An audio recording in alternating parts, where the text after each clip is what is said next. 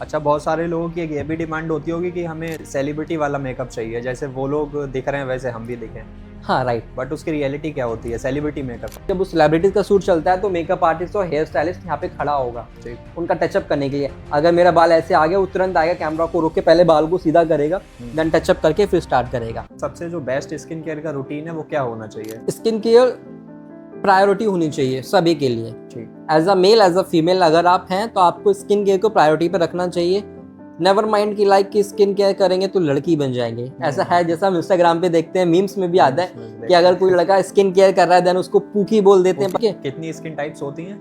Skin types होती है हमारी normal skin, oily skin, dry skin और आपकी कॉम्बिनेशन स्किन। सेंसिटिव स्किन कोई स्किन नहीं होती। गलत टॉवल यूज कर ली, काफी लोगों का मैंने देखा, लड़कों में भी होता है, बाथिंग टॉवल जो होती है उसी से फेस साफ करते हैं, लेकिन ये गलत है। लेकिन जो बाथिंग टॉवल होती है वो अलग होती है आपकी, और फेस टॉवल आपकी अलग होनी चाहिए। इवन वो तो सोप भी सेम यूज करते हैं। वो सोप भी सेम यूज करते हैं तो फेस देखिए, लेकिन जो आपके बाथिंग सोप्स होते हैं आई नेवर रिकमेंड कि आपको फेस पे यूज करना चाहिए, क्योंकि उसमें हाई लेदर होता है। जो लेदर ज्यादा रहता है तो वो फेस के लिए हार्मफुल होता है। और ये रूटीन बॉयज और गर्ल्स दोनों को ये दोनों के लिए, ये दोनों के लिए, ये एक ह्यूमन बीइंग के लिए है। इसे मेल फीमेल के लिए हम इसको डिस्ट्रीब्यूट नहीं करेंगे, आप दोनों में से कोई भी यूज कर सकते हैं। ब्राइडल मेकअप जो होता है या फिर पार्टी मेकअप होता है, मेरा हमेशा से मानना ये है कि जो मैं मेकअप कर रहा हूँ उसमें जो प्रोसेस रहने वाला है, सबसे पहले ट्रस्ट द प्रोसेस। जो एक मेरा एम है, एक बर्ड है, ट्रस्ट द प्रोसेस, मतलब आप जो भी काम करो आप पहले उस पर ट्रस्ट कीजिए। अगर ब्राइड और ग्रूम डिसाइड करते हैं मेकअप करवाने की, तो वो ऐसी कौन कौन सी चीजें हैं जिन्हें वो प्रायोरिटी दें एक मेकअप आर्टिस्ट चूज करने के लिए? SPF is very important. आप नॉर्मल घर पे रहते हो तो भी आपको SPF लगाना चाहिए। इवन आप सनलाइट में नहीं है तब भी आपको SPF लगाना चाहिए। काफी लोगों का ये होता है, जैसे मैंने उनको बोला SPF लगा लो तो वो बोलते हैं कि मैं अभी धूप में नहीं जा रहा, मैं क्यों लगाऊं SPF। वाइटनिंग क्रीम में मेरा कभी ट्रस्ट नहीं है, क्योंकि देखिए जिसका जो कॉम्प्लेक्सन है वो बहुत प्यारा होता है, मतलब हर टोन प्यारा होता है, हर टोन सुंदर होता है, गॉड गिफ्टेड होता है। तो किसी स्पेसिफिक टोन को गोरा करने की बात नहीं करनी चाहिए। जैसे हमारे यहाँ पे लोग होते हैं, जैसे डार्क कॉम्प्लेक्सन को देख के लोग क्या बोलते हैं कि काला है। जैसे कुछ लोगों का होता है कि आपके जो हेयर का डायरेक्शन है वो अगर डाउनवर्ड्स है तो लोग फेशियल लेजर को अपवर्ड ऊपर कर देते हैं। अगर आप अपवर्ड करेंगे तो उससे क्या हो जाता है, हेयर का स्ट्रोक टूटेगा, आपके स्किन पे बम्प्स आ जाएंगे, एलर्जिक हो जाएगा, फिर आपको एक्ने वगैरह फील होंगे, पेनफुल भी होगा। सोसाइटी ने टॉट मारा था कि मेल होके मेकअप आर्टिस्ट हाँ कर रहे हो। ऑब्वियसली पिनअप्स करते हैं कि लाइक लड़के हो के आप क्या कर रहे हो, ये आपको नहीं करना चाहिए, ये लड़कियों वाली लाइन है। करीबी रिलेटिव्स हैं, उन्होंने बोला कि ये बन जाओगे। बहुत गलत गलत टोन्स में बोलना होता है कि लाइक बोल देते हैं कई बार में कि लड़कियों वाले काम है।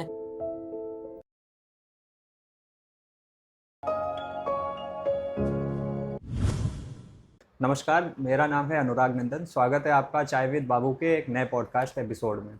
आज का ये हमारा पॉडकास्ट होने जा रहा है गंभीर सिंह जी के साथ। गंभीर सिंह जी एक प्रोफेशनली मेल मेकअप आर्टिस्ट हैं। नमस्कार गंभीर जी। नमस्कार भैया, बहुत बहुत स्वागत है आपका चैनल पे। कैसे हैं आप? बहुत बढ़िया, आप बताइए आप कैसे हैं? मैं बिल्कुल बढ़िया हूँ। तो सबसे पहले आप अपनी जर्नी के बारे में बताइए कुछ। ओके, तो अब मैं थोड़ा जर्नी के बारे में अपना आपको एक्सपीरियंस शेयर करूंगा जो अभी तक रहा है मेरा। ठीक। तो as a male makeup artist journey काफ़ी इजी नहीं होती है। कुछ लोगों के लिए आसान भी होती है, कुछ लोगों के लिए काफ़ी मुश्किल होती है। ठीक। मेरे मेरे लिए जर्नी अच्छी रही है, लेकिन उसमें कुछ आउटकम्स, कुछ अप एंड डाउन भी आए हुए हैं। तो स्टार्टिंग होती है मेरी जर्नी की काफ़ी छोटे से, क्योंकि मेरा क्रिएटिव लाइन में काफ़ी ज़्यादा आर्टिस्टिक वे में बहुत अच्छा रहा है एक्सपीरियंस। तो छोटे से ड्राइंग पेंटिंग में मेरा इंटरेस्ट रहा है। तो मेकअप लाइन में जाने का कुछ ऐसा मेरा डिसाइडेड नहीं था। ऐसा है कि हम सिर्फ दो सिबलिंग्स, एक सिस्टर है मेरी और एक मैं हूँ। तो मैं मम्मी पापा को छोड़ना नहीं चाहता था कि अगर मैं कहीं बाहर जॉब करूँगा तो फिर मम्मी पापा को छोड़ना पड़ेगा। कोई होना चाहिए घर। हाँ, कोई घर पे होना चाहिए देखने के लिए। तो मैंने सोचा कुछ ऐसा करना चाहिए जो मम्मी पापा के साथ में भी रहूँ और मेरे मन का भी होना चाहिए कि ठीक है।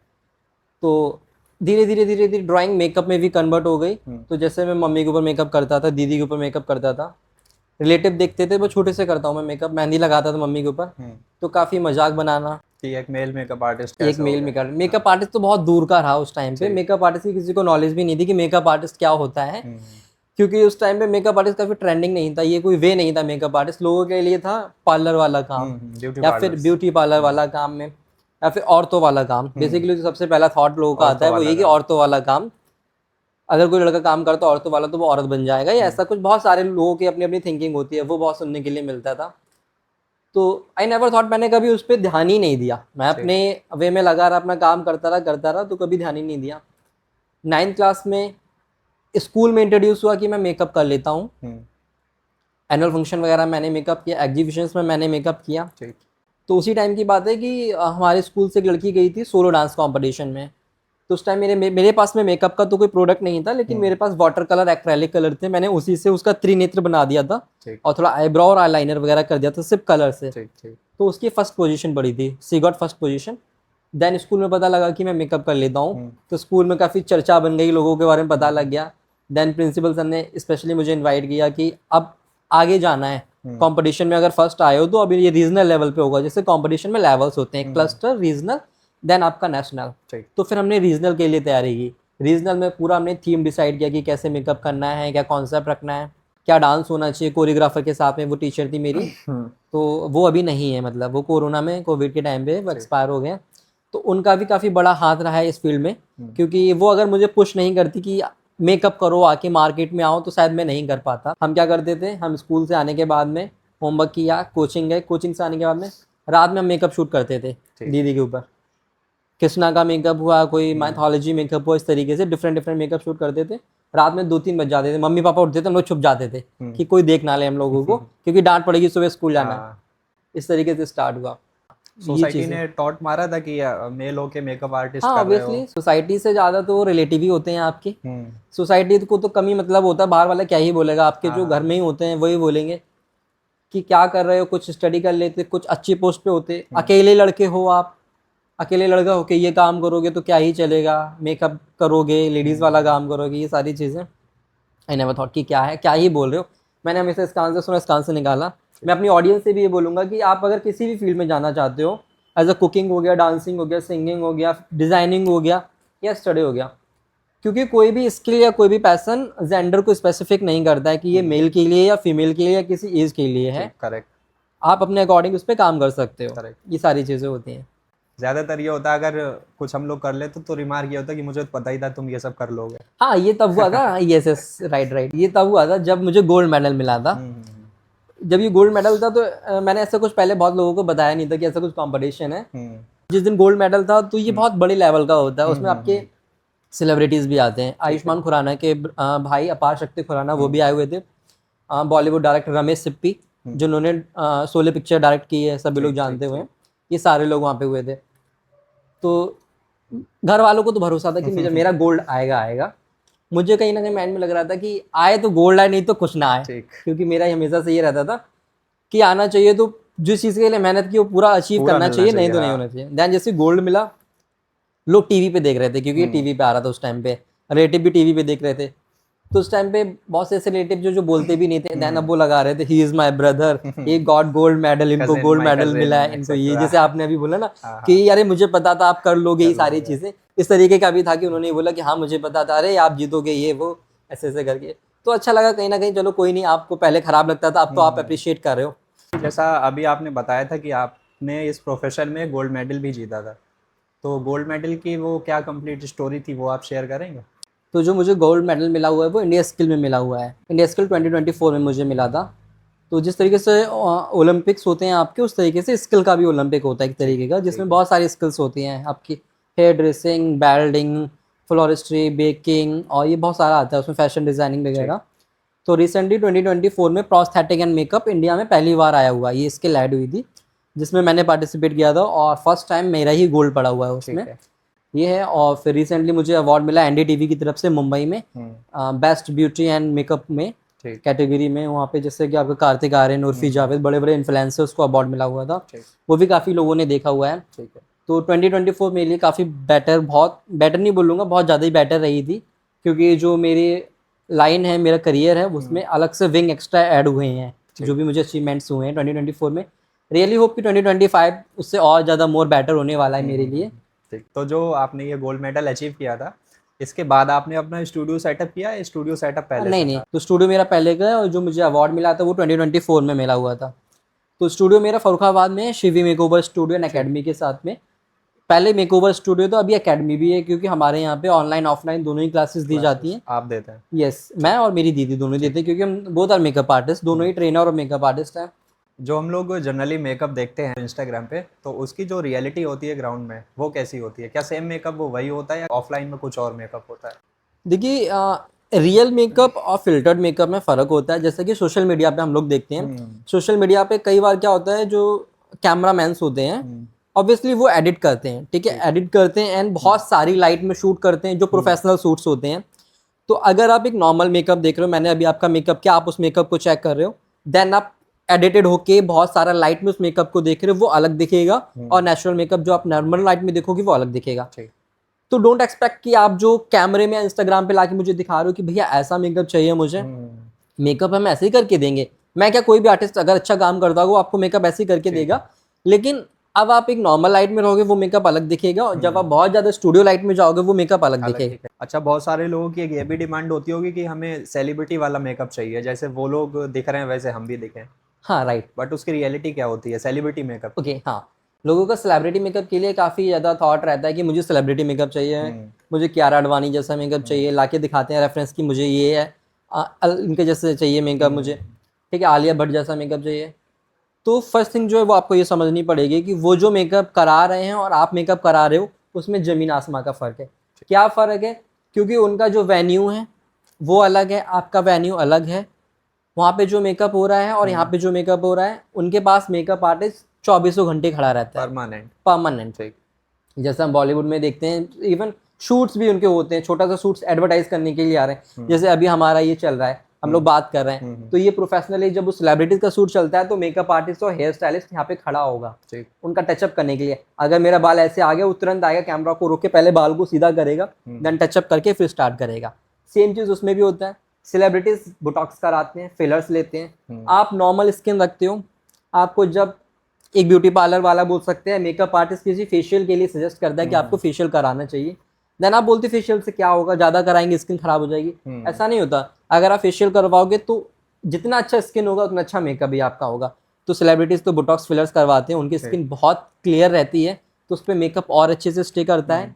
तो आप एक सेलिब्रिटी मेकअप को और एक नॉर्मल मेकअप में अलग अलग कंपेयरिंग रखेंगे तो बेटर रहेगा। उसको एक्सपेक्ट मत कीजिए आप। अगर आपको एक्सपेक्टेशन चाहिए देन आपको उसके हिसाब से चार्ज भी करना चाहिए, आपको पे करना पड़ेगा, क्योंकि उसके लिए फिर आपको एक मेकअप आर्टिस्ट भी आपके साथ में खड़ा रहे, एक हेयर ड्रेसर भी आपके पास खड़ा रहे इस चीज़ को सही करने के लिए, परमानेंट ठीक करने के लिए। आपके हिसाब से जो कस्टमर्स आते हैं तो आप उनको जज करते होंगे कि इन कस्टमर का फेस शेप ये है, किसी का ओवल है, किसी का ट्रायंगुलर है। हाँ जी जी। तो सबसे ऑलराइट। बेस्ट फेस शेप कौन सा होता है आपके हिसाब से? देखिए, जो सबसे बेस्ट फेस शेप होता है वो ओवल होता है, जिसको फोटोजेनिक बोलते हैं। फोटोजेनिक मतलब आपके हर एंगल से परफेक्ट आता है। आप कैमरे में करेंगे कैप्चर, मोबाइल में कर रहे हैं, तो जो इधर से आप क्लिक कीजिए, चाहे इधर से कीजिए चाहे फ्रंट से कीजिए, जो परफेक्ट लग रहा है, टेढ़ा मेढ़ा अगर नहीं लग रहा है तो वो हो जाता है आपका ओवल। लेकिन सबके ओवल नहीं होते हैं, सब गॉड गिफ्टेड होते हैं। किसी का ओवलॉन्ग होता है, किसी का रेक्टेंगुलर होता है, स्क्वायर होता है, डायमंड होता है, बहुत तरीके की शेप होती है। बहुत सारे आर्टिस्ट को जो इस फील्ड में आए हुए हैं, जिन्होंने सिर्फ थोड़ी सी नॉलेज ले ली है, मेकअप लगाने की तक की नॉलेज ले ली है, उन्हें ये नहीं पता है कि फेस शेप को देख के भी मेकअप करना होता है। तो वहाँ पे थोड़ा सा हमारा प्रॉब्लम आ जाती है। मेकअप में क्या हो जाता है कि फेस का शेप खराब हो जाएगा। आप कितना भी अच्छा बेस क्रिएट कर दीजिए, अगर आपने फेस के शेप के अकॉर्डिंग उस पर काम नहीं किया है तो वो फोटोज में अच्छा नहीं लगेगा। किसी का चबी है फेस। हाँ जी, जैसे आपने चबी फेस बोला, तो जैसे कभी कभी किसी का चबी फेस होता है, डबल चिन होता है, जैसे ये जो चिन होती है हमारी इस तरीके से दिख रही होती है। तो अगर आपने कैनवास रेडी किया, आपने मेकअप किया, बेस बनाया है, और आपने उसको कॉन्टूर नहीं किया, कॉन्टूर मतलब फेस को हम डार्कनेस देके एक शेडो क्रिएट करते हैं। नॉर्मल फेस पे भी हमारे शेडो बनते हैं। अगर आप लाइट में देखेंगे तो यहाँ पे एक शेडो बनती है, नोज के साइड में शेडो बनती है, यहाँ बनती है। जब हम मेकअप कर देते हैं वो ब्लैंक हो जाता है, तो उसमें हमें शेडो दोबारा से बनानी होती है। तो चबी फेस पे अगर आप अच्छे से कॉन्टूर या फेस स्कल्प नहीं करोगे, देन आपका फेस वो और ज़्यादा ब्रॉड लगेगा, फोटोज में खराब आएगा। फेस शेप जैसे मैटर करता है उसी तरीके से हमारी नोज की भी शेप्स होती हैं। नोज में भी शेप्स होती हैं। डायमंड शेप होता है नोज में, आपका क्यूपिड वो बड़ा होता है, आपका नोज टेम्पल होता है वो छोटा होता है। तो उस हिसाब से आप उस पर भी काम करते हैं। जैसे किसी का ब्रॉड नोज है, तो अगर आप उसे, मेकअप आर्टिस्ट का काम है सुंदर बनाना, ना कि खराब करना। तो जब आप काम कर रहे हो उसको उसी के अकॉर्डिंग अगर आप कॉन्ट्रोल करेंगे तो वो थोड़ी पतली नाक लगेगी, फोटोज में अच्छी आएगी, तो वो प्यारा लगेगा मेकअप। ये चीज़ें होती हैं। तो एज अ प्रोफेशनल फेस में बहुत सारे शेप्स होते हैं। फेस का शेप होता है, आई शेप्स अलग होते हैं, लिप शेप्स अलग होते हैं, और आपके आईब्राउ के शेप्स भी होते हैं। आई मेकअप जब हम करते हैं तो आई मेकअप में भी क्या होता है, कई लोगों को नहीं पता है कि हम कौन सा कलर डालेंगे तो आंखें बड़ी लगेंगी, कौन से लेसेस यूज करेंगे, कैसा लाइनर लगाएंगे तो बड़ा छोटा लगेगा। कई बार देखा ना, किसी किसी की ऐसे हुडेड आईज होती हैं, जापानीज या चाइनीज जैसी आईज होती हैं। तो मैंने देखा लोग उस पर ऐसा काम कर देते, मोटा लाइनर या ब्लैक काजल लगा देते कि आंखें और छोटी हो जाती है, मतलब क्लाइंट की दिखनी बंद हो जाती है आंखें। क्लाइंट कंप्लेन करता है कि मेरी आंखें छोटी लग रही हैं, इवन वो पहले से ही छोटी पहले से। तो देन आपको जो भी काम करना है उसको पहले से आपको वेल रिसर्च होना चाहिए कि आप क्या लगाने जा रहे हो, क्या प्रोडक्ट यूज करने, कैसे लेसेस होने चाहिए जिससे वो और प्यारी आंखें लगे। सबसे जो बेस्ट स्किन केयर का रूटीन है वो क्या होना चाहिए? स्किन केयर प्रायोरिटी होनी चाहिए सभी के लिए, ठीक। As a male as a female अगर आप हैं तो आपको स्किन केयर को प्रायोरिटी पर रखना चाहिए। नेवर माइंड की लाइक कि स्किन केयर करेंगे तो लड़की बन जाएंगे, ऐसा है जैसा हम इंस्टाग्राम पे देखते हैं, मीम्स में भी आता है कि अगर कोई लड़का स्किन केयर कर रहा है देन उसको पूकी बोल देते हैं, पता नहीं क्या क्या बोल रहे हैं, हाँ ऐसे करके लड़कों में ज्यादा वो लड़के ही लड़कों की टांग खींचते हैं, लेकिन ये गलत बात है। देखिए स्किन केयर क्या है, देखिए अगर लड़की की स्किन है या आपकी स्किन है, स्किन मैटर करती है। अगर आपका स्किन खराब है तो आप पूकी क्या कुछ भी बन के नहीं रहेंगे, किसी के सामने पहुंच जाएंगे तो देन आपको ही खुद से सेल्फ कॉन्फिडेंस लो हो जाएगा। तो जो आपका स्किन है वो आपके कॉन्फिडेंस को हाई करता है। तो आप पहले स्किन केयर पे अगर ध्यान देंगे तो मैं ये नहीं बोलूंगा कि आप बहुत ज्यादा हाई पेइंग स्किन केयर पे जाइए, आप एक मिनिमल स्किन केयर भी रखिए अपना। क्या होना चाहिए बेसिक? देखिए अगर आप स्किन केयर की बात करते हैं तो आपका SCT और M तक होना चाहिए, शॉर्ट फॉर्म में बोलते हैं SCTM, मतलब ये होता है सैनिटाइजेशन, जैसा मेकअप करने से पहले भी करते हैं। अगर आप मेकअप नहीं कर रहे तो सैनिटाइजेशन सबसे पहले जरूरी है आपके हाथों का। सैनिटाइजेशन नहीं कर रहे आप हैंड वॉश कीजिए, क्योंकि अगर आप कोई भी प्रोडक्ट को लेके डायरेक्ट अपने फेस पे अप्लाई कर देते हो विदाउट हैंड वॉश तो क्या होता है कि जो भी आपके हाथ में बैक्टीरिया जम्स होते हैं वो स्किन के अंदर डाइल्यूट हो जाते हैं, वो स्किन में और प्रॉब्लम को बढ़ाने का काम करेंगे। जस्ट लाइक एक्ने है आपका, ठीक है, बम्प्स आ जाएंगे स्किन पे। एक्ने तो सबसे मेजर प्रॉब्लम हो जाती है, क्योंकि वो जो होती है वो आपकी सबसे ज्यादा होती है अनहाइजीनिक से होती है और सेंसिटिव जोन से होती है। कि अगर आपका स्किन पे कोई सेंसिटिव जोन है और आपका कोई भी अनहाइजीन पार्टिकल फेस पे लग गया, इवन आप मार्केट में बाइक से आ रहे हो डस्ट लग गई, उससे भी हो जाता है ये सारी चीजें। गलत टॉवल यूज कर ली, काफी लोगों का मैंने देखा लड़कों में भी होता है, बाथिंग टॉवल जो होती है उसी से फेस वॉश करके वो टॉवल को अपने फेस को भी साफ करते हैं, लेकिन ये गलत है। देखिए जो बाथिंग टॉवल होती है वो अलग होती है आपकी, और फेस टॉवल आपकी अलग होनी चाहिए। इवन वो तो सोप भी सेम यूज करते हैं, वो सोप भी सेम यूज करते हैं। तो फेस देखिए, लेकिन जो आपके बाथिंग सोप्स होते हैं आई नेवर रिकमेंड कि आपको फेस पे यूज करना चाहिए, क्योंकि उसमें हाई लेदर होता है, जो लेदर ज्यादा रहता है तो वो फेस के लिए हार्मफुल होता है। मार्केट में फेस वॉश इसीलिए बन रहा है कि आप उनको फेस पे लगाइए, फेस वॉश से नहाना नहीं है, ठीक है। फेस वॉश आपके फेस के लिए, बॉडी वॉश आपके बॉडी के लिए होते हैं। तो जो बेसिक आपका जो मिनिमल स्किन केयर की अगर हम बात कर रहे हैं, सबसे पहले होता है क्लींजिंग। हम सीधे क्लींजिंग पे आते हैं। तो पहले आपको हैंड वॉश करना है, सैनिटाइजेशन करना है, देन आपको क्लींजिंग करनी है। क्लींजिंग के लिए आप अपने स्किन के अकॉर्डिंग फेस वॉश यूज कीजिए। ऐसा नहीं है कि मम्मी का फेस वॉश रखा है उसे लगा लो, पापा का रखा है उसे लगा लो, या दीदी का रखा नहीं। आपका स्किन अलग है, आपकी स्किन की प्रॉब्लम अलग है, ठीक है। कितनी स्किन टाइप्स होती हैं? स्किन टाइप्स होती है हमारी normal skin, oily skin, dry skin और आपकी कॉम्बिनेशन स्किन। सेंसिटिव स्किन कोई स्किन नहीं होती है। जैसे मैंने लोगों को देखा वो बोलते हैं कि मेरी सेंसिटिव स्किन है। फर्स्ट ऑफ ऑल आपको ये जानना चाहिए कि आपकी जो सेंसिटिव स्किन है वो पहले स्किन क्या है, कि वो ड्राई स्किन है, नॉर्मल है, कॉम्बिनेशन है। नॉर्मल स्किन मतलब एकदम परफेक्ट। तो स्किन पता कैसे करेंगे मेरी कौन सी स्किन है? ओके, स्किन को पता करने के बहुत सारे आपके फैक्ट्स होते हैं। पहले जो होती है स्किन को देख के पता करना। नॉर्मल स्किन जो होती है वो काफ़ी क्लियर होती है, ग्लो करती है, उस पर बहुत ज़्यादा सेबम नहीं होता। सेबम मतलब हमारे स्किन से एक ऑयल रिलीज होता है, मोस्टली बॉयज़ में होता है, ये मेल्स में होता है। अगर आप बैठे होंगे, गर्मी का टाइम है, आपके नोज पे, अराउंड द चेक्स, फोरहेड पे आपको ऑयल देखने के लिए मिलता है, काफ़ी चिपचिपा सा रहता है, वो सेबम होता है। नॉर्मल स्किन में सेबम रिलीजिंग बहुत मिनिमल होती है, ना के बराबर होती है। अब आप अगर बोल रहे हैं कि मुझे एक्ने आ रहा है, एक्ने नॉर्मल स्किन पे भी आ सकता है, क्योंकि वो हार्मोनल चेंज भी होता है, आपकी डाइट पे भी डिपेंड करता है। अगर आप कुछ गलत सलत खाएंगे, अगर आप ओवर स्मोक करते हैं, अगर आप अल्कोहल लेते हैं, ये भी डिपेंड करता है कि अगर जितनी आपकी हेल्दी डाइट होगी उतना आपका हेल्दी स्किन होगा, ये भी मैटर करता है। तो नॉर्मल स्किन पे भी पिंपल हो सकता है। पिंपल और सेंसिटिविटी को आप काउंट मत कीजिए कि वो नॉर्मल स्किन पे होगा या ड्राई स्किन पे होगा, ठीक है, वो किसी भी स्किन पे आ सकता है। देन आता है आपका ड्राई स्किन। ड्राई स्किन मतलब एकदम सूखा सूखा, लोगों के वाइट सी स्किन हट रही होती है, अगर आप थोड़ा सा इचिंग कर लोगे तो लाइनें बन जाती है, स्क्रैचेस आ जाते हैं, या आपने कोई मॉइस्चराइजर लगाया वो क्विकली उसको एब्जॉर्ब कर लेते हैं। देन आपकी आती है ऑयली स्किन। ऑयली स्किन में आपको ओपन पोर्स, जो हमारे स्किन में पोर्स होते हैं उससे अगर कंटिन्यूसली ऑयल रिलीज होता रहेगा तो वो जगह बना लेता है। तो आपने देखा होगा लोगों के अराउंड द नोज और यहाँ पे छोटे छोटे ओपन पर पोर्स दिखाई देते हैं, तो वो इसीलिए होता है कि इनका स्किन ऑयली स्किन है। तो सबसे पहले आपको क्लिंजर लेना है। हम अपने टॉपिक पे आते हैं। क्लिंजर लेना है या फेस वॉश लेना है जो आपके स्किन के अकॉर्डिंग है। अगर जैसे कि आपको फेस पे काफ़ी ड्राइनेस फील कर रहे हो तो आई सजेस्ट कि आप हाइलुरोनिक एसिड बेस्ड आपके टोनर्स या क्लिंजर या फेस वॉश आप यूज़ कीजिए। अगर आपको एक्ने का प्रॉब्लम है तो आप सैलिसिलिक एसिड पे जाइए। अगर आपको कोलेजन का इलास्टिसिटी, लोगों को डलनेस लग रही है फेस पे, तो नियासिनामाइड के फेस वॉशेस आते हैं, आप उनको सजेस्ट कीजिए, वो लगाइए। एजिलिक एसिड बेस्ड आते हैं, हाइपर पिगमेंटेशन है, ग्लाइकोलिक पे जा सकते हो। इस तरीके से अलग अलग एसिड्स अलग अलग फेस वॉशेस के हिसाब से आते हैं, आप अपने स्किन के अकॉर्डिंग पिक कीजिए कि जो भी आपकी स्किन में प्रॉब्लम आ रही है, वो तो आपको ही पता होगा कि आपके स्किन को क्या चाहिए। क्लेंजिंग होने के बाद में देन आप कोई भी प्रोडक्ट को डायरेक्ट अप्लाई मत कीजिए, क्योंकि जब हम क्लेंजिंग करते हैं हमारे स्किन के पोर्स ओपन हो जाते हैं। अब पोर्स ओपन हो गए, आप इसके ऊपर कुछ भी लगाएंगे वो एब्जॉर्ब करेगा। जैसे आपने क्लेंजिंग करके अगर मॉइस्चराइजर लगा लिया तो वो अंदर खा लेगा। अब अंदर एब्जॉर्ब अगर कर रहा है तो वो अंदर ही अंदर एब्जॉर्ब होने के बाद में कुछ जम्स या बैक्टीरिया के साथ में अगर एब्जॉर्ब हुआ होगा तो वो आपके स्किन पे बड़े बड़े बम्प्स और एक्ने में कन्वर्ट हो जाएगा। देन आपकी स्किन पूरा खराब भी हो सकता है। तो आपको क्या करना होगा, उसके बाद में आपको टोनर यूज करना है। टोनर का काम होता है पोर्स को कूल डाउन करना, स्किन को टाइट और स्किन को लॉक करना। तो जब आप टोनर यूज करते हो तो टोनर भी आपके स्किन के अकॉर्डिंग मिलेंगे आपको। कुछ टोनर्स होते हैं जो आपके जैसे टी ट्री का हो गया आपका, ठीक है, और राइस वाटर टोनर्स आते हैं। अभी राइस वाटर को तो काफी कोरियन ग्लास स्किन की वजह से राइस वाटर काफी ट्रेंड में कर रहा है, तो अब वो होममेड भी होता है। अगर आप मार्केट से लेंगे तो मार्केट में भी मिल जाएगा आपको।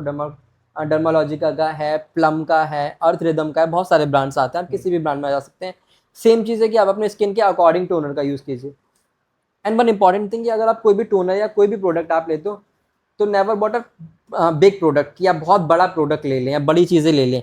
हमेशा आप छोटा प्रोडक्ट यूज़ कीजिए, उसमें सैम्पल प्रोडक्ट मिलता है। अगर आप सैम्पल प्रोडक्ट यूज़ करेंगे तो उससे आपको ये पता लगेगा कि आपको शूट कर रहा है कि नहीं कर रहा है। अब हम जैसे कि कुछ प्रोडक्ट मेरे पास में भी ऐसे हैं जो मुझे सूट नहीं किया, वो डले हुए हैं मेरे पास में, तो वो यूजलेस हो जाते हैं, देन वो आपका पैसा बर्बाद जाएगा।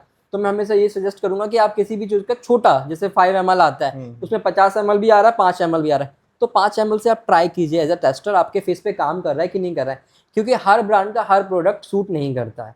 टोनर करने के बाद में आप लगाएंगे मॉइस्चराइजर। मॉइस्चराइजर आप जेल बेस्ड और आपकी क्रीम बेस्ड आते हैं। अगर स्किन बहुत ड्राई रहता है, नॉर्मल है, देन आप अपने उस पर ऑयल क्रीम बेस्ड पे जा सकते हैं। और अगर आपका स्किन काफ़ी ऑयली रहता है तो आप हमेशा वाटर बेस्ड या जेल बेस्ड पे जाइए। वो गर्मियों के लिए भी अच्छा रहता है, विंटर्स के लिए भी अच्छा रहता है, आप दोनों जगह पे उसे यूज़ कर सकते हैं। और ये रूटीन बॉयज़ और गर्ल्स दोनों को ये दोनों के लिए, ये दोनों के लिए, ये एक ह्यूमन बीइंग के लिए है, इसे मेल फीमेल के लिए हम इसको डिस्ट्रीब्यूट नहीं करेंगे, आप दोनों में से कोई भी यूज़ कर सकते हैं। ये तो स्किन केयर की हमने बात की है। तो आप अगर नॉर्मल साइकिल में चलते हैं, जैसे हम आना जाना है, ऑफिस जा रहे हैं या फिर हम किसी वर्क में लगे हुए हैं, तो जब भी आप रात में घर पे आते हैं, आप एज अ प्रोफेशनल काम कर रहे हो या नहीं कर रहे हो, घर पे भी रहते हो या बाहर का काम करते हो, दुकान चलाते हो, वॉट एवर, आप रात में जब बेड पे जाते हो, बिफोर बेड आपको फेस वॉश करना चाहिए। फेस वॉश कीजिए, उसके बाद में टोनर और मॉइस्चराइजर, ये 3 स्टेप तो आप करिए ही करिए पर्टिकुलर। इससे आपका स्किन काफ़ी पहले की स्किन में और अभी की स्किन में काफ़ी फ़र्क आपको देखने के लिए खुद ही मिल जाएगा। गंभीर जी, आपके पास अगर कोई ब्राइड आती हैं और वो बोलते हैं कि हमें मेकअप करवाना है जी, तो आपके क्या ऐसे स्टेप्स होते हैं जो आप फॉलो करते हैं बिफोर मेकअप और आफ्टर मेकअप और ड्यूरिंग मेकअप? ब्राइडल मेकअप जो होता है या फिर पार्टी मेकअप होता है, मेरा हमेशा से मानना ये है कि जो मैं मेकअप कर रहा हूँ उसमें जो प्रोसेस रहने वाला है, सबसे पहले ट्रस्ट द प्रोसेस। जो एक मेरा एम है, एक बर्ड है, ट्रस्ट द प्रोसेस, मतलब आप जो भी काम करो आप पहले उस पर ट्रस्ट कीजिए। जब आप अपने काम पे ट्रस्ट करोगे तो ऑब्वियसली वो काम बेस्ट होगा। तो जो हमारा प्रोसेस स्टार्ट होता है, सबसे पहले होता है आपका स्किन प्रेप से। आप स्किन क्लीनिंग करते हो पहले, जैसे मैंने अभी बात की ना, सेम चीज़ हम ब्राइड में भी करते हैं। पहले स्किन को क्लीन करना, स्किन को क्लीन भी कर रहे हो आप तो बहुत डबल प्रोसेस क्लीन करते हैं हम। कभी कभी क्या होता है, लोग ने सिर्फ बैड वाइप से क्लीन कर दिया, हो गया, या फिर कोई एक क्लेंजर रखा हुआ, अब वो क्लेंजर उनको ये नहीं पता कि ये क्लेंजर इस स्किन के लिए है कि नहीं। जैसे हमने फेस वॉश की बात की थी ना, वैसे क्लेंजर भी होते हैं। तो फर्स्ट ऑफ ऑल पहले ब्राइड की स्किन को चेक करो, स्किन क्या फील कर रही है एट द मोमेंट। पहले आपने देखा होगा और उस टाइम पे क्या स्किन फील कर रही है, ड्राई फील कर रहा है, नॉर्मल कर रहा है, कॉम्बिनेशन है, कैसा भी लग रहा है, उस हिसाब से स्किन को क्लीन करो। डबल प्रोसेस क्लीन कीजिए, क्योंकि ब्राइड आ रही है, हल्दी का फंक्शन था या ट्रैफिक से आ रही है, बहुत इंप्योरिटीज और फेस पे डलनेस और पॉल्यूशन वगैरह होते हैं, उसको पूरा क्लीन कर दो। क्लीन किया, क्लीन करने के बाद में आपका टोनर, टोनर के बाद में मॉइस्चराइजर, मॉइस्चराइजर के बाद में आपका प्राइमर। प्राइमर हो गया, प्राइमर होने के बाद में आप अपने बेस पे आइए, आप करेक्टिंग प्रोसेस पे ध्यान दीजिए। ये टिप हो सकता है मैं आप किसी मेकअप आर्टिस्ट को भी काम करेगा, अगर जो एज अ मेकअप आर्टिस्ट अगर आप इस वीडियो को देख रहे हैं या फिर बिगिनर है मेकअप में, तो आप इसको फॉलो कर सकते हैं। जब आप मेकअप करना स्टार्ट कर रहे हो तो आप करेक्टिंग पे ध्यान ज़्यादा दीजिए कि आप क्या करेक्ट कर रहे हो। मतलब स्किन पे पिगमेंटेशन होती है, डार्क सर्कल्स होते हैं, कुछ स्पॉट्स होते हैं, उसके अंडरटोन को चेक करना कि वो प्रॉब्लम क्या है। लोगों ने सीख रखा है कि ऑरेंज लगाना है और ग्रीन करेक्टर लगाना है। करेक्टर येलो आता है, पेल आता है, लैवेंडर आता है, पर्पल, बहुत कलर के आते हैं, उसके भी अंडरटोन्स होते हैं। उस अंडरटोन की नॉलेज लेके आप सही करेक्टर का यूज़ कीजिए। और जो करेक्टर प्रोडक्ट आप यूज़ कर रहे हैं वो भी स्किन के अकॉर्डिंग यूज़ कीजिए। ठीक। वो आपका क्रीम बेस्ड भी हो सकता है, लिक्विड बेस्ड भी हो सकता है। देन कंसीलिंग, फिर आप अपना फाउंडेशन लगाइए। फाउंडेशन पे कलर सिलेक्शन का हमेशा ध्यान रखना है। कुछ लोगों को मैंने देखा है कि फाउंडेशन का कलर यहाँ चेक करते हैं। आप अपने फेस में और हाथ में कभी भी सिमिलरिटीज नहीं कर सकते। किसी किसी का फेस बहुत क्लीन होता है और हाथ में बहुत पिगमेंटेशन और खुले रहते हैं तो बहुत डार्क होते हैं, या कोई कोई अपने हाथों को बहुत ढक के रखता है, बहुत क्लीन वॉश वॉश करके रखता है, उसके हाथ बहुत ब्राइट होते हैं और फेस डल होता है। मैंने शॉप्स पे भी देखा, कॉस्मेटिक शॉप्स वाले क्या करते हैं, टेस्ट आपने फाउंडेशन लेने गए या कोई प्रोडक्ट आप ले रहे हो कि मुझे फाउंडेशन अपने स्किन के लिए चाहिए। मैंने भी किया हुआ है स्टार्टिंग में, जब मैं मम्मी के साथ जाता था मार्केट में तो फाउंडेशन लेना है, कुछ लेना है, वो ऐसे पंप लेके फाउंडेशन को कॉम्पैक्ट को ऐसे हाथ पे लगा के दिखा देते हैं कि ये वाला कलर आपको जाएगा। मेरे माइंड में हमेशा से ये रहता था कि मम्मी के हाथ और फेस तो सिमिलर लगते हैं क्योंकि दोनों चीज़ें फेयर हैं। मेरा हाथ थोड़ा सा डार्क लग रहा है, फेस मेरा क्लीन लग रहा है, अगर मैं लूंगा अपने लिए परचेस करूंगा तो ये तो गलत कलर दे देंगे मुझे, ऐसा लगता था। तो वो चीज़ होती है। अगर आप किसी बड़े स्टोर में जाते हैं, मॉल वगैरह में जाते हैं प्रोडक्ट परचेस करने के लिए, अगर आपको बोलना है कि मुझे फाउंडेशन लेना है, एज अ प्रोफेशनल्स वहाँ पे भी मेकअप आर्टिस्ट होते हैं जो आपको टेस्टर और प्रोडक्ट दिखाते हैं। वो कभी भी आपके हाथ पे प्रोडक्ट नहीं लगाएंगे, वो डायरेक्ट आपको बैठाल के आपके स्किन पे मेकअप करके दिखाएंगे कि ये प्रोडक्ट आपको लेना चाहिए। अब आप पूरा मेकअप तो नहीं कर सकते, जब कॉस्मेटिक शॉप पे जा रहे हो हमेशा आप छोटा सा ड्रॉप फाउंडेशन का लेके आप अपनी जॉ लाइन में, ये जो हमारी जॉ लाइन होती है, आप यहाँ पे लगा के ब्लेंड करके देखिए, जो कलर आपके स्किन से सेम मिल रहा है वो शेड आपके लिए बना हुआ, आप उसी फाउंडेशन को यूज़ कीजिए। ऐसे ही हम जब ब्राइडल पे मेकअप करते हैं तो हम स्किन को चेक करते हैं क्या फाउंडेशन है। अगर वो फाउंडेशन का कलर मेरे पास नहीं है देन मिक्स एंड मैच करके हम बनाते हैं। मिक्स एंड मैच थ्योरी भी मैटर करती है। फाउंडेशन का कलर बनाना जरूरी है। कुछ लोगों ने सोचा कि ब्राइट है, गोरी बनानी है, गोरा फाउंडेशन उठा के लगा दिया, फिर वो एकदम से ब्राइट सा लग रहा है। आफ्टर सम टाइम कैमरामैन के जो कैमराज होते हैं उनमें जो पिक्चर्स क्लिक होती हैं वो काफ़ी ग्रेइश आती हैं, ग्रे ब्लू सी आने लगती हैं क्योंकि मेकअप ऑक्सीडाइज हो जाता है। जैसे आप ब्लैक और व्हाइट कलर को मिलाते हैं तो ग्रे कलर बनता है, वैसे अगर किसी का कॉम्प्लेक्शन डार्क है आप उस पर लाइट फाउंडेशन लगाएंगे, वो स्किन में जब बैठेगा तो जो रिफ्लेक्शन आएगा वो ग्रे आएगा। तो हमेशा आप स्किन कलर का फाउंडेशन लगाइए। उसके बाद अगर आपको टोन को ब्राइट अप करना है, ब्राइट की डिमांड है मुझे गोरा दिखना है, देन आप उसके ऊपर लाइट फाउंडेशन का काम कर सकते हो। देन उसको आप लॉक कीजिए हाईलाइटिंग जोन में। अब डिपेंड करता है, देखिए पूरा मेकअप तो मैं यहाँ पे नहीं सिखा सकता आपको क्योंकि बहुत लंबा प्रोसेस हो जाएगा। आप मेकअप को लॉक अच्छे से कीजिए। क्रीम ब्लश अगर लगाना है तो पाउडर से पहले लगाइए, पाउडर ब्लश करना है तो पाउडर के बाद में लगाइए, ठीक है। देन अपना आई मेकअप वॉट जिस तरीके से आपको आई मेकअप करना है, बहुत ड्रामेटिक आई मेकअप मत कीजिए ब्राइड को। लहंगे के अकॉर्डिंग, ज्वेलरी के अकॉर्डिंग भी आप पिक कर सकते हो। कुछ लोगों को मैंने देखा, लहंगे को देखा उसमें ब्लू कलर है, ग्रीन कलर है, पिंक है, उन्होंने आंखों पे ब्लू पिंक ग्रीन सब डाल दिया। ऐसा नहीं है। आई मेकअप की नॉलेज पहले ले लो, किस कलर के बाद में क्या कलर ब्लेंड करना है, कौन कौन सी स्कीम्स होते हैं, एनालॉगस स्कीम होता है, मोनोक्रोमैटिक होता है, उसके अकॉर्डिंग ब्लेंडिंग की जाती है। वो सारी चीज़ें करनी चाहिए आपको। बस जो सबसे ज़्यादा ध्यान देना है ब्राइडल मेकअप में, आपको ये देना है कि आपका ब्राइडल मेकअप लॉन्ग लास्टिंग होना चाहिए। क्योंकि अगर कोई आपको पे कर रहा है 5,000, 8,000, 10,000 तो वो इसीलिए कर रहा है कि उसका मेकअप मॉर्निंग तक वैसा ही दिखना चाहिए। तो आप थोड़ा सा महंगा प्रोडक्ट जरूर लगाएं, लेकिन मेकअप का चार्ज ज़्यादा कर लो, लेकिन मेकअप क्लाइंट को ऐसा देना कि वो काफ़ी अच्छे टाइम तक स्टे करना चाहिए। अगर ब्राइड और ग्रूम डिसाइड करते हैं मेकअप करवाने की तो वो ऐसी कौन कौन सी चीज़ें हैं जिन्हें वो प्रायोरिटी दें एक मेकअप आर्टिस्ट चूज़ करने के लिए? ओके, एज अ ग्रूम भी और एज अ ब्राइड दोनों के लिए बात करते हैं। देखिए जैसे अभी हमने स्किन केयर की बात की थी कि मेल और फीमेल के लिए, तो उसी तरीके से अगर हम मेकअप में भी बात करें तो मेकअप भी मेल फीमेल दोनों के लिए होता है।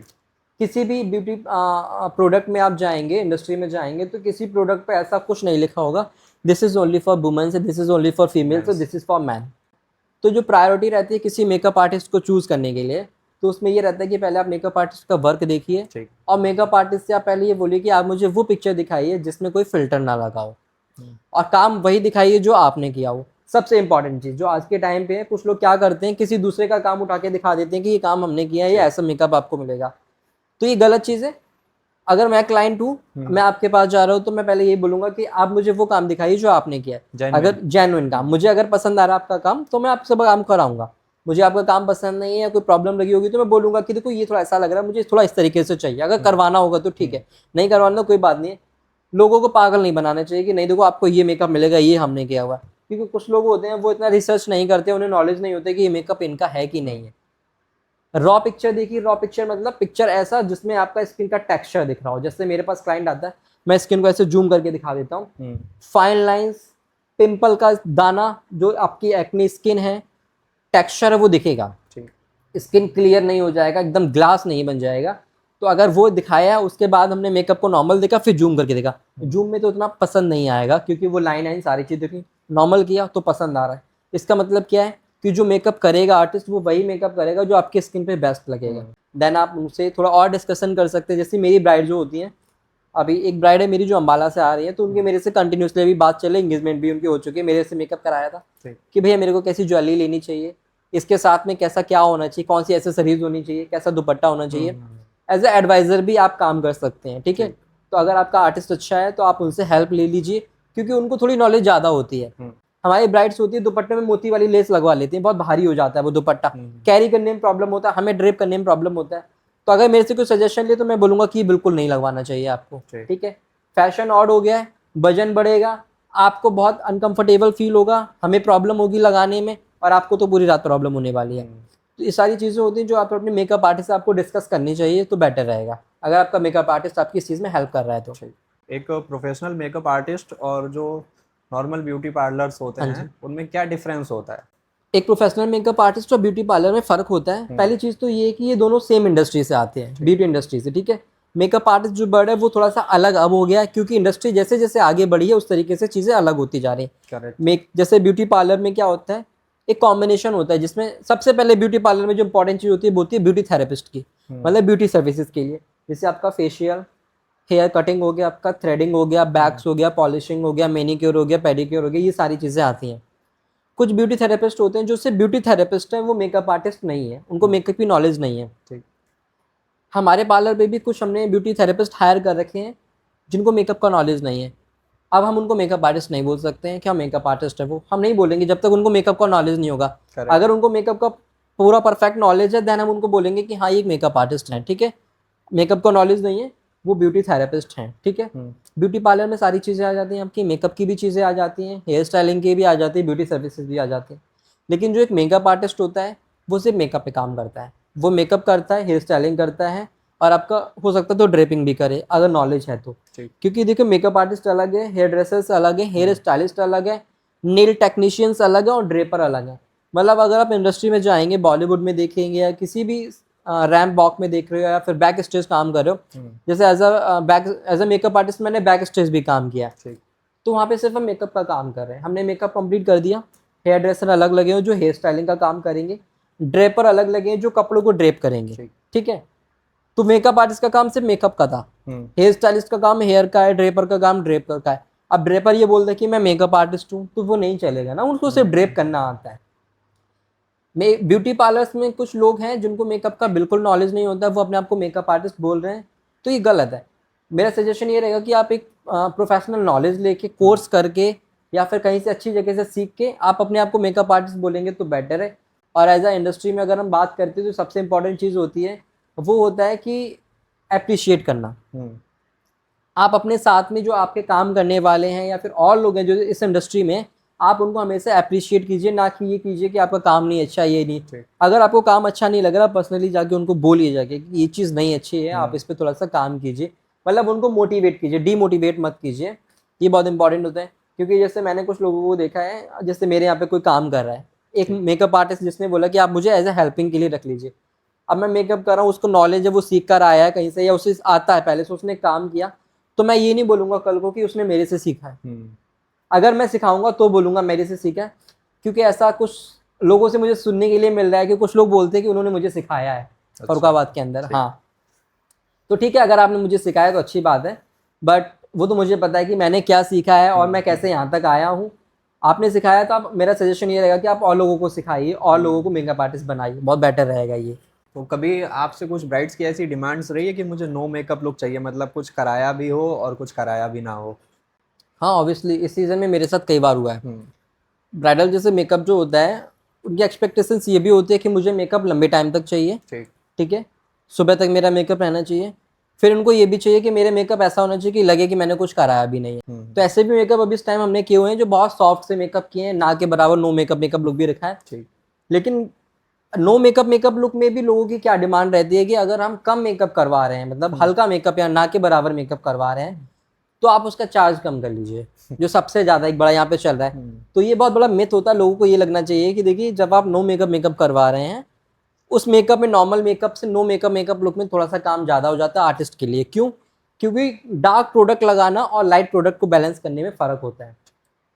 अब आप डार्क लिपस्टिक लगवा रहे हैं, उसी जगह पर अगर हम लाइट लिपस्टिक आपको लगा रहे हैं, लिपस्टिक तो हमने लगाई, ब्लश हमने डार्क की जगह लाइट लगाया, ब्लश तो लगाया, कलर ही तो चेंज किया। तो लोगों का ये रहता है कि मुझे लाइट कलर का चाहिए, लाइट चाहिए तो पैसे भी लाइट कर दो। तो वो हर आर्टिस्ट के पास में जाके यही बोलते हैं कि मुझे ना बहुत लाइट सा चाहिए। कई बार बोलते हैं कि सिंगल फाउंडेशन लगा दो। अब हम सिंगल अगर फाउंडेशन लगा देंगे एज अ प्रोफेशनल, आपने तो कह दिया, अगर हम लगा देंगे और आपके स्किन पे काफ़ी पिगमेंटेशंस हैं, डार्क स्पॉट्स हैं, और वो मेकअप करने के बाद में फिर वो झलकेंगे, अलग से दिखाई देंगे, हाईलाइटेड हो रहे हैं, देन कोई क्या बोलेगा कि आपने मेकअप कहाँ कराया, नाम तो हमारा खराब होगा ना। जब फाउंडेशन अप्लाई किया और जब स्किन ने फाउंडेशन एब्जॉर्ब कर लिया, उसके बाद वो हाईलाइट करेगा एक्ने वगैरह और जो भी स्किन पे होंगे।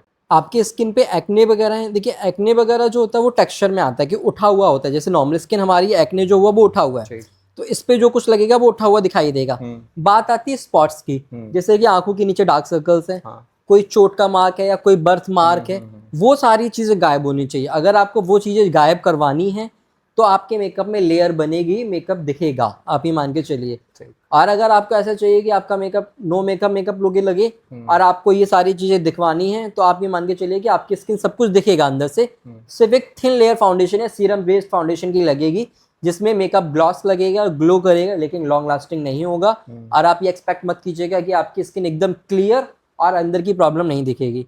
पहली चीज़ ये कि आपको दोनों चीज़ों में डिफरेंशिएट कर लेना चाहिए। पहले आपको माइंडसेट रखना है आपको मेकअप में कवरेज चाहिए कि नहीं चाहिए। दूसरी चीज़ ये कि आपको मेकअप लॉन्ग लास्टिंग चाहिए कि नहीं चाहिए, ये बहुत इंपॉर्टेंट है। जैसे स्किन केयर बेटर है सबके लिए, वैसे एसपीएफ कितना ज़रूरी है सारे लोगों के लिए?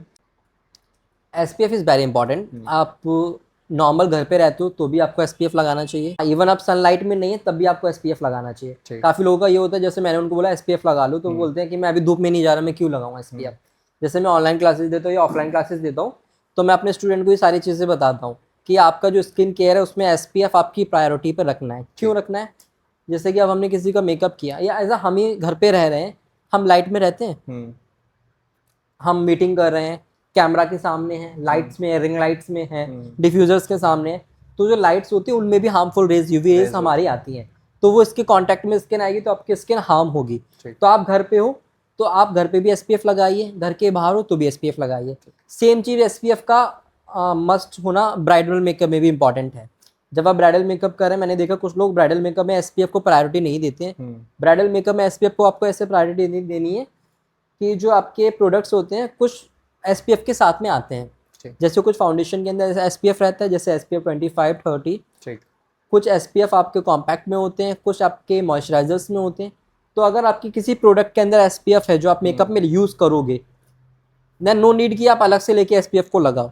अगर आपके पूरे मेकअप साइकिल में कहीं पे भी SPF का यूज़ नहीं हो रहा है या SPF किसी प्रोडक्ट में नहीं है, तो आप एक काम कीजिए, जब आप स्किन केयर कर रहे थे मेकअप की, क्लेंजिंग, टोनर, मॉइस्चराइजर, ये सारी चीज़ें, उन बीच में जाके मॉइस्चराइजर के बाद में आप SPF को दो, क्योंकि ब्राइडल लाइट में रहेगी, उनकी स्किन एक्सपोजर होने के चांसेस ज़्यादा रहते हैं, तो उन सारी चीज़ों से वो आपको प्रोटेक्ट करेगी। और ये 25, 35 क्या होता है SPF में?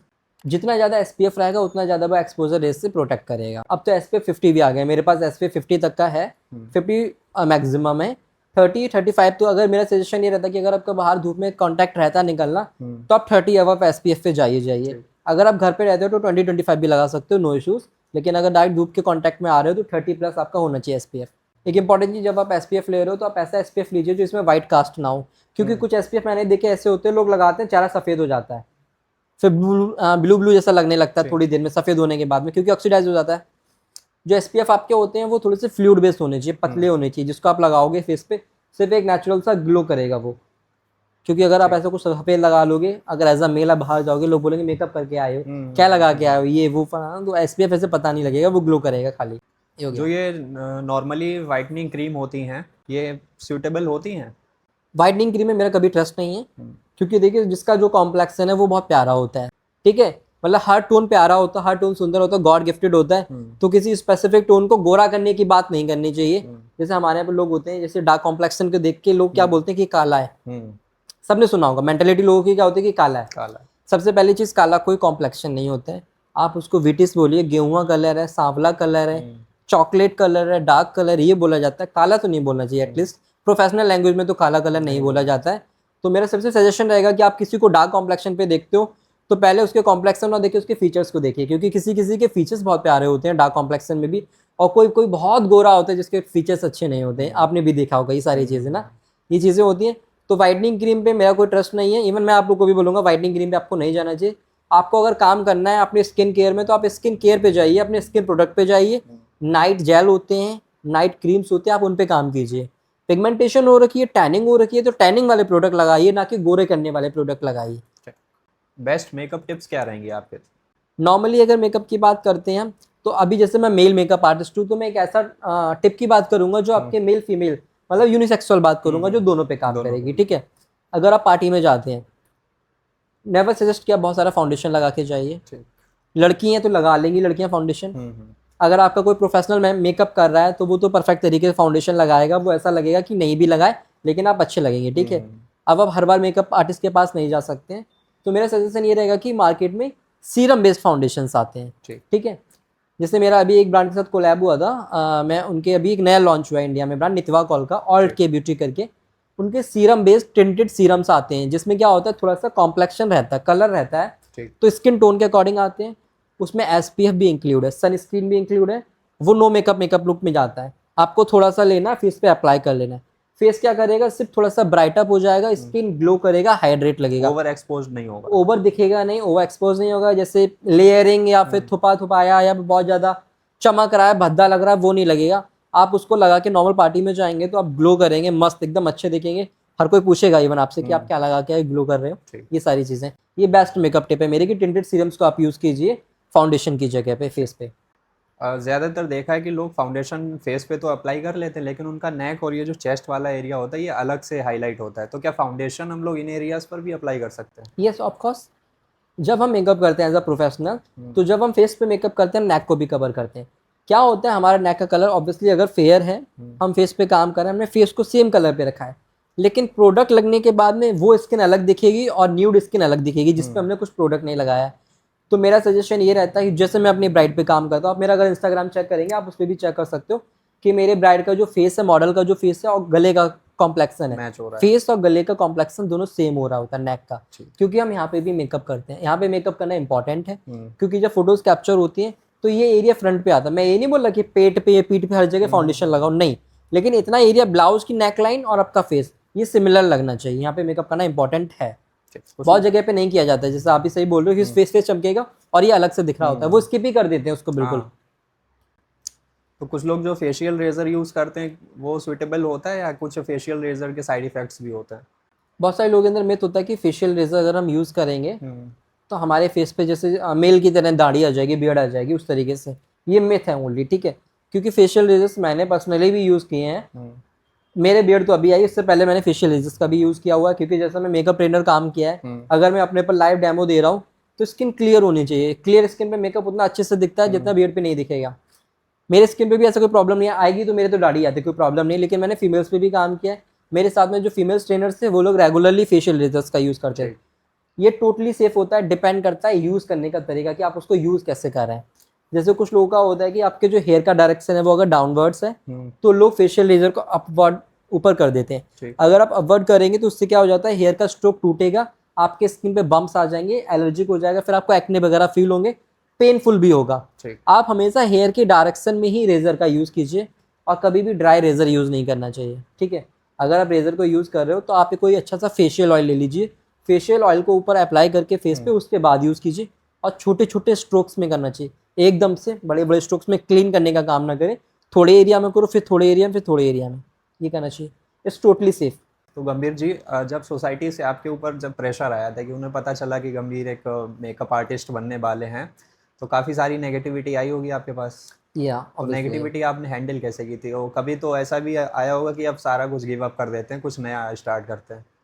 हाँ राइट, ये सबके साथ में होता है, इवन हर फील्ड में भी कई बार हो जाता है, लेकिन एज अ मेकअप आर्टिस्ट और as a male makeup artist ये काफ़ी ज़्यादा रहता है। तो क्या होता है कि अगर आप ये उन लोगों के लिए रहेगा जो मेल मेकअप आर्टिस्ट है या इस फील्ड में आना चाहते हैं या आए हुए हैं, और जिनके माइंड में ऐसे थॉट्स आ जाते हैं कि लोग काफ़ी ज़्यादा उनको पिनअप्स करते हैं कि लाइक लड़के हो के आप क्या कर रहे हो, ये आपको नहीं करना चाहिए, ये लड़कियों वाली लाइन है। या फिर मेरे से भी काफ़ी बार लोगों ने बोला कि लड़की बन जाओ, इवन रिलेटिव्स ने बोला है, जो हम्म। काफ़ी मेरे करीबी रिलेटिव्स हैं, उन्होंने बोला कि आ, ये बन जाओगे। बहुत गलत गलत टोन्स में बोलना होता है कि लाइक तरीके से भी लोग बोल देते हैं कई बार में कि लड़कियों वाले काम हैं। बट एज अ प्रोफेशनल अगर देखा जाए, आप अगर इंडस्ट्री में भी देखते हैं, बहुत सारे मेकअप आर्टिस्ट जो होते हैं वो मेल होते हैं। तो कई बार अगर आपको ऐसे बहुत सारे लोग सुनाने के लिए बैठे हैं, कुछ गलत गलत सुनने के लिए आपको मिल रहा है, तो मेरा आपको ये टिप रहेगा कि आप इस कान से सुनो, इस कान से निकाल दो। क्योंकि कई बार ये होता है कि आप माइंड करना नहीं चाहते हैं, तभी आपके माइंड में से थॉट्स आ जाते हैं कि मैं क्या करूँ, लोग मेरे को बोल रहे हैं। क्योंकि उस टाइम पे आप अपने बारे में ना सोच के अपनी फैमिली के बारे में सोच रहे होते हैं। ये होता है क्योंकि आपकी वजह से आपकी फैमिली वालों को भी सुनना पड़ता है।